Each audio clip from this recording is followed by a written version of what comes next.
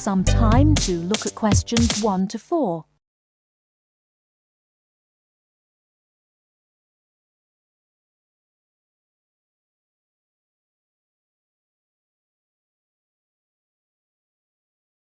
Listen carefully and answer questions 1 to 4.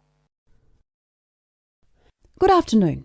I have with me in the studio today Dr. Stephen Phillips, author of the new book Silver Lining, which is an investigation into UFOs.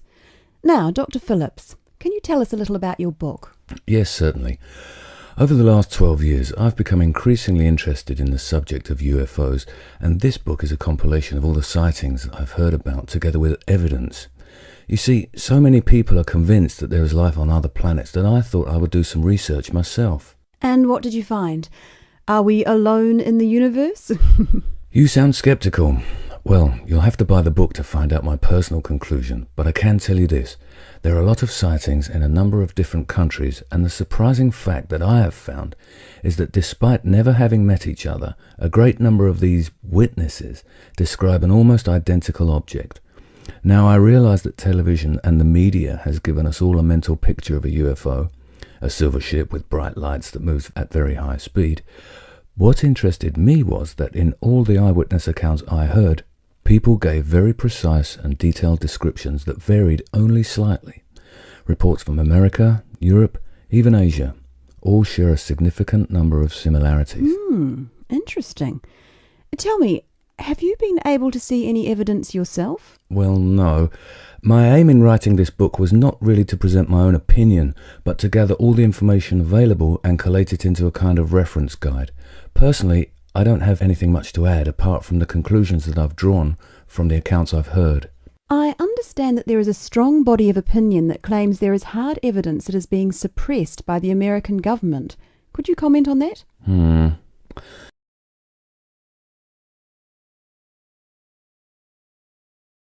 Before you hear the rest of the conversation, you have some time to look at questions 5 to 10.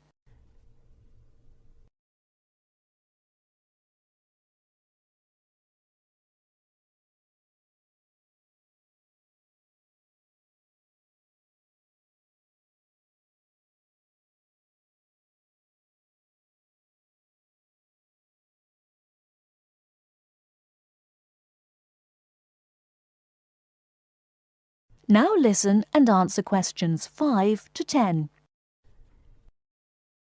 Personally, I don't have anything much to add apart from the conclusions that I've drawn from the accounts I've heard. I understand that there is a strong body of opinion that claims there is hard evidence that is being suppressed by the American government.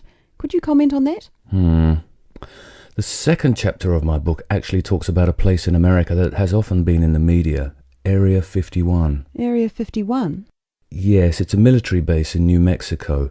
In 1947, a man called McBrazel claimed... Sorry, who? McBrazel. That's M-A-C, capital B, R-A-Z-E-L. Anyway, McBrazel claimed to have found pieces of an alien spacecraft on his farm in Roswell. Now, many people believe that this was true and that the government of the time took the debris.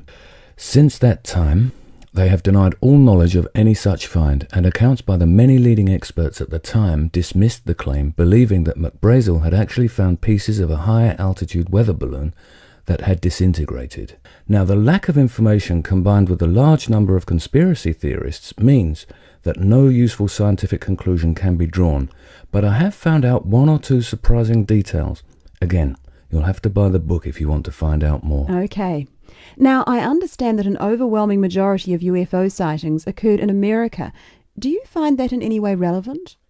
Well, as I mentioned before, there are a large number of conspiracy theorists, and the popularity of science fiction programs in America could lead you to suspect that these sightings may be nothing more than an overactive imagination. However, I have found that there are a number of other factors that determine UFO sightings. In Northern Europe, the number of reports is very low, whereas in Southern Europe, where there is more open space, less light pollution, and generally clearer skies, the number of sightings increases.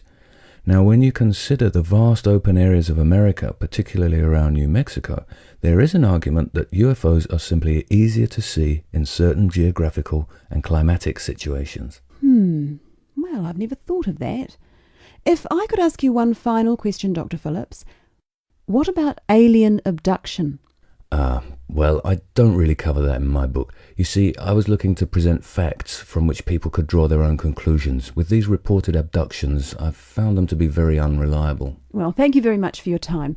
Before we finish, I'd just like to add that Silver Lining is available at all leading bookstores, priced at £19.99. Until next week, goodbye. That is the end of part 1. You now have half a minute to check your answers.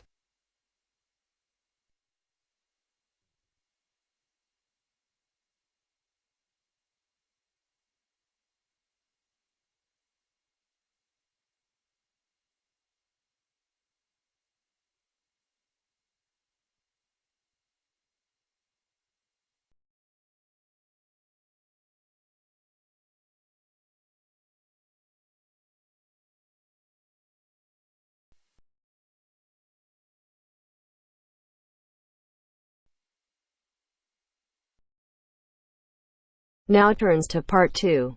Part 2. You will hear a lecture on bird migration.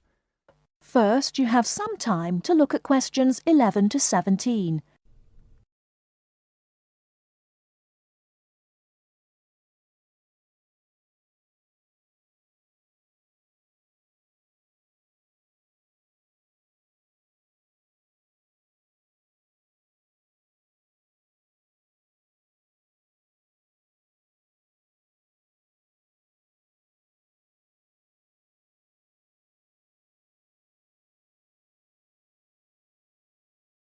Now, listen carefully and answer questions 11 to 17.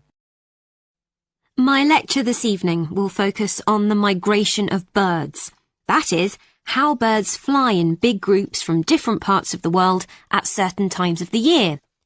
In the first part of the lecture, I'll talk about the reasons why birds migrate, when they migrate, and which parts of the world they migrate from and to.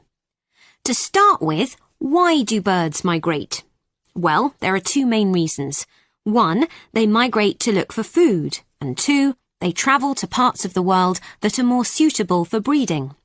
In fact, these reasons are closely linked. As you can imagine, when birds are breeding, they need extra food to feed their young. And in the spring, in the cooler climates of Europe, there is a lot of food for birds, especially insects. So generally, during the spring, birds fly up from the tropics, which are hot, to cooler climates in the north. They stay there for a few months to bring up their young. And then, when the weather in the north gets cold in the winter, they fly back to warmer climates in the south. Now I'd like to talk a bit about how global warming has affected bird migration. One of the effects of global warming has been to make the spring come earlier in the northern regions of the world. When spring comes early, the plants and insects that birds need to bring up their young are also available earlier. Research has shown that quite a lot of birds have started to migrate earlier because of higher temperatures. But unfortunately for some species, this hasn't been early enough. What I'm saying is that birds that are travelling a long way for breeding may arrive too late to find enough food to feed their young, and their population drops drastically. Scientists are currently researching more about this. Before you hear the rest of the talk, you have some time to look at questions 18 to 20.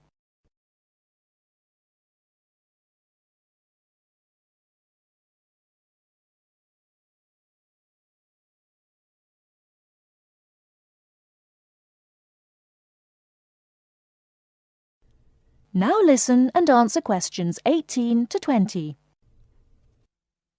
Now, I thought I'd finish by just briefly describing a few different patterns of migration. Migration varies with the type of bird and the area they come from. For example, one kind of migration is partial migration.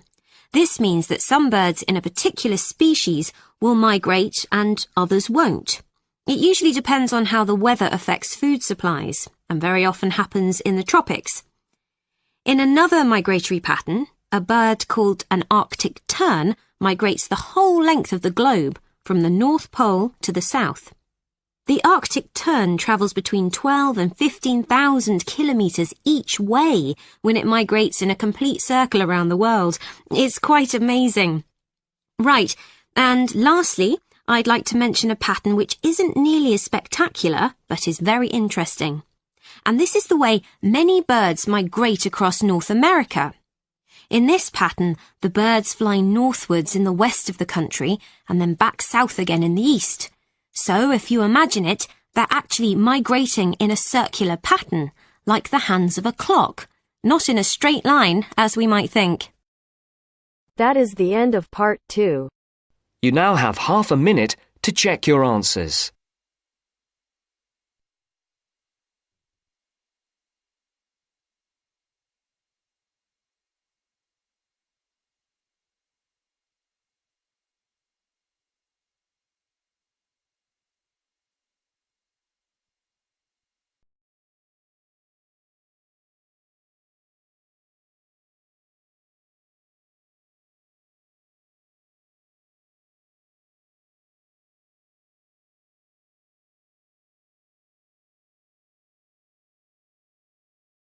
Now turns to part 3. Part 3. You are going to listen to a radio program about buying a house.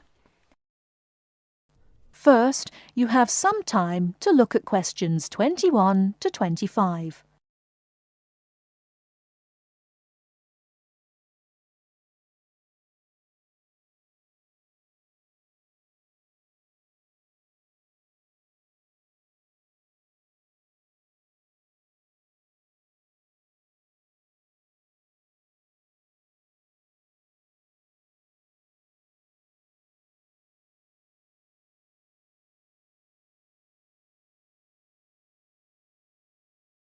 Now, listen carefully and answer questions 21 to 25.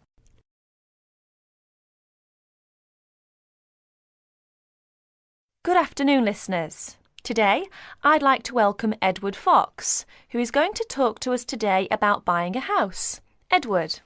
Thank you, Eunice. For most people, at least, buying a house is a major life event, and probably the single most expensive item you are ever likely to buy. It is also a place that you can make your home. Therefore, thinking carefully before you make a purchase is of the utmost importance. One of the most important things to consider before buying any property is the location, because remember, it is where you plan to spend a large part of your life, or indeed the rest of your life in some circumstances. Therefore, consider the type of life you enjoy leading. Are you a very sociable person who enjoys nightclubs and discos? If so, then you may wish to consider something close to the city, or indeed in a city where it is convenient for all types of nightlife.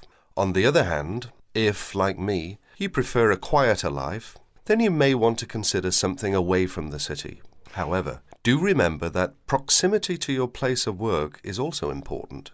Indeed, we spend most of our life at work, and you don't want to have to spend 2 or more hours every day travelling to work now, do you? Therefore, transport is the utmost importance. City suburbs, however, are often conveniently located for commuting to work, all for shopping, without being in the heart of a busy city. You may, however, think that a house in the suburbs would be far too expensive. Yet houses located in cities can often exceed the price of suburban houses. So check out the prices. You may be surprised. Family is another important consideration. You may prefer a house that is away from a busy street or main road. And of course, remember that children have to attend school. Is there a good school in the area, or would your children have to travel a long distance to get to school? Therefore, if you have children, or you plan to have children, location is a very important factor. And of course, remember that a family influences the size of the property. Before you hear the rest of the talk, you have some time to look at questions 26 to 30.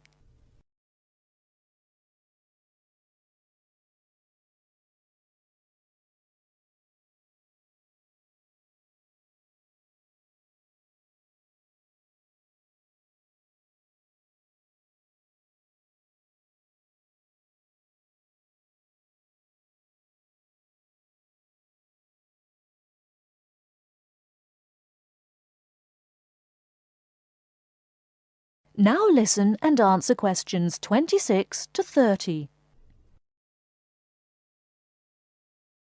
And of course, remember that a family influences the size of the property. There are, of course, various types of houses. There are detached houses which stand alone and are not joined by to another building.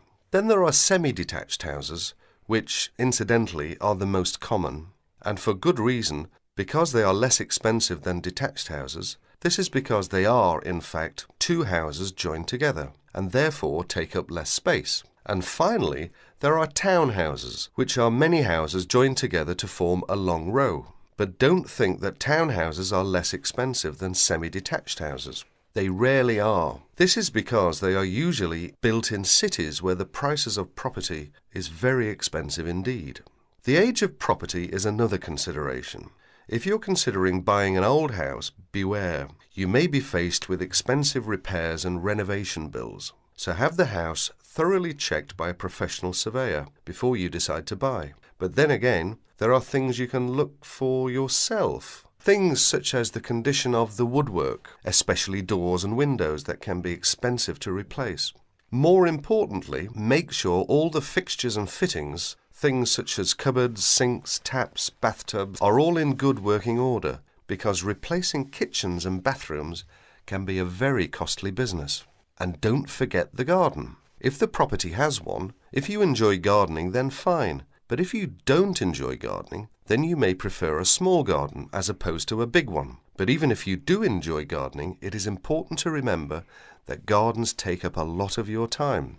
So keeping a garden in good order may be very difficult if you work long hours. One final thing is the general feel of the place. Does it have a good atmosphere? And most importantly of all, would you feel comfortable living there? Thank you, Edward. But I'm afraid that's all we have time for today. But I'll be back next Wednesday when my guest speaker will be talking about buying a computer. So until then, bye for now.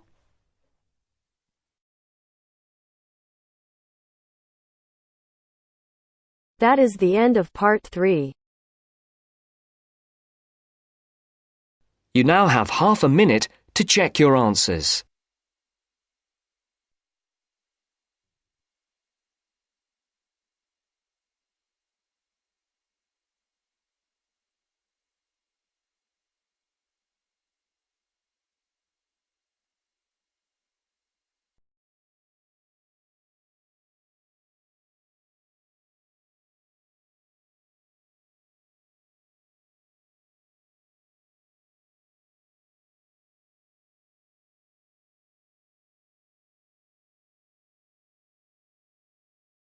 Now turns to part 4.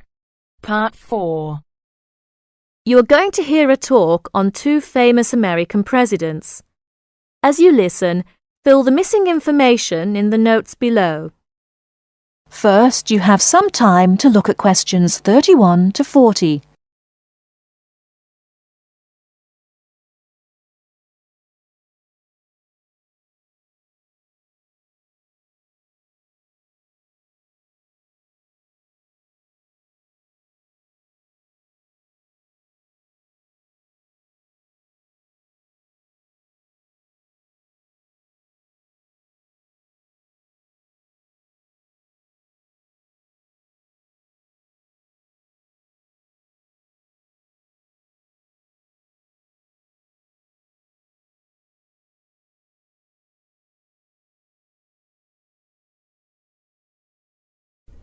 Now listen carefully and answer questions 31 to 40.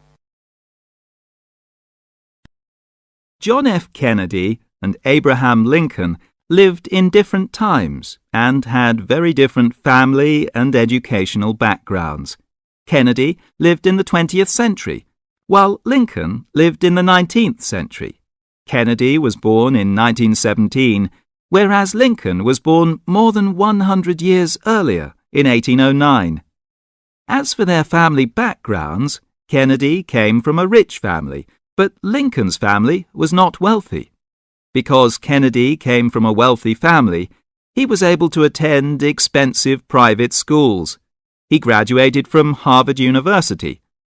Lincoln, on the other hand, had only 1 year of formal schooling.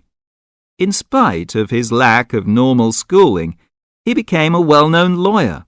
He taught himself law by reading law books.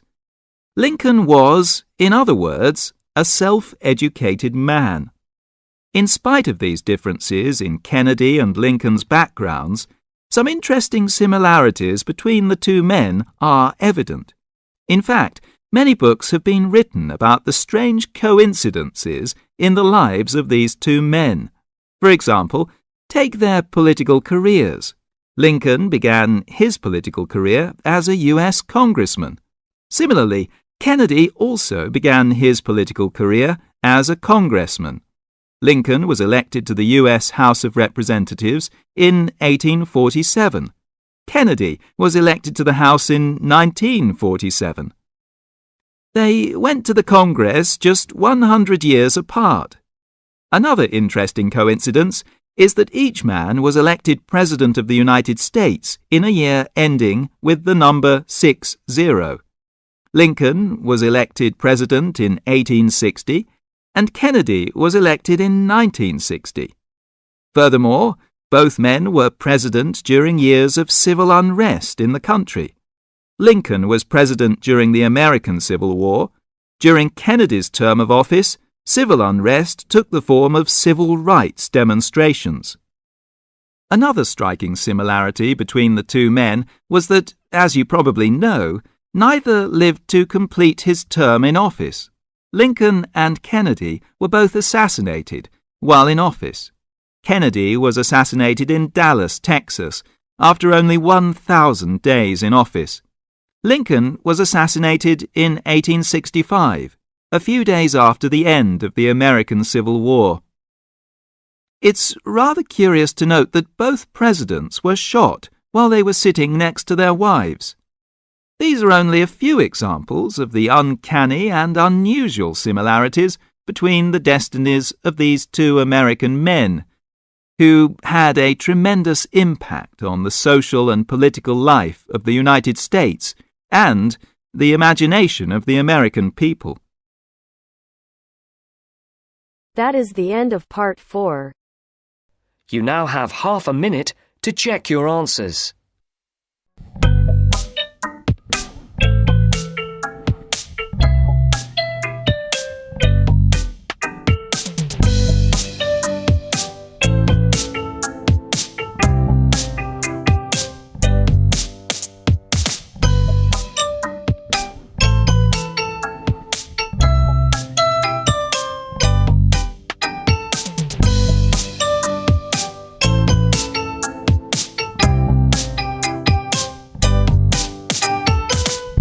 Hello everyone, welcome to our channel. Today in this video I'll discuss with you writing task 1, and the question for today is: the chart below shows components of GDP in the UK from 1998 to 2006.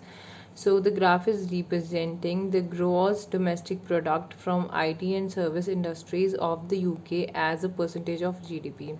So the graph is representing the percentage of GDP which is constituted by the IT sector and the service industry. So this light one is representing the IT sector and this darker shade is representing the service industry.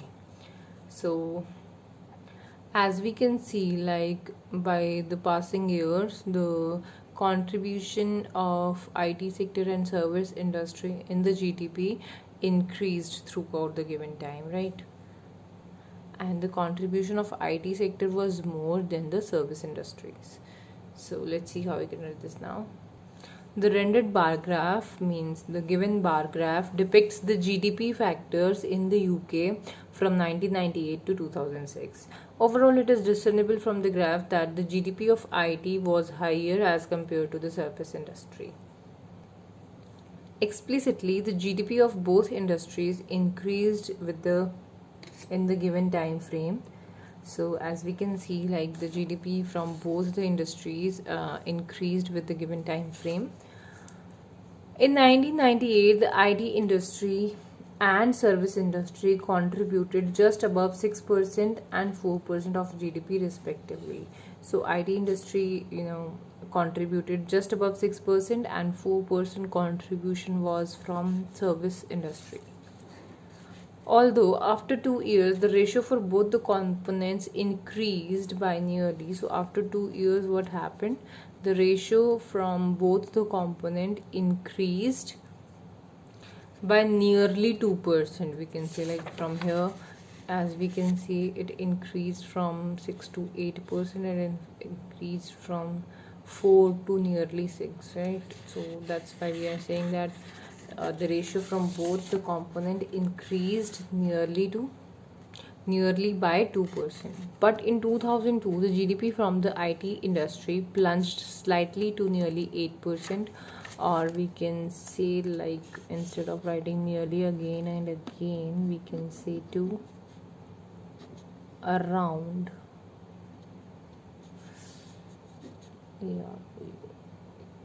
around 8%, while the service industry noticed a negligible surge, means increase of 0.5% in the GDP.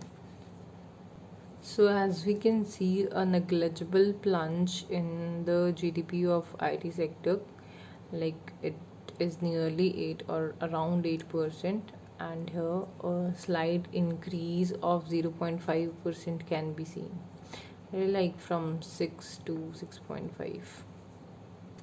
However, in 2004 the IT industry's GDP surged exorbitantly by 4%. So here we can see a surge of 4%, like from 8% to 12%, and then it reached at its peak at 15% of the contribution was of IT sector in the GDP. However, if we talk about the service industry, the increase are just the minimal after 2 years, and in 2006 it reached at 8%. And for the service industry, the GDP soared, means increased to about 7.8%.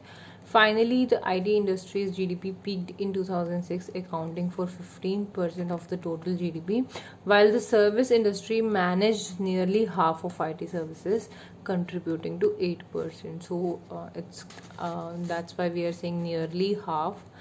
So the contribution of the service industry was nearly half of the IT services, which is 8% respectively, and 15% from the IT sector, the contribution in the GDP.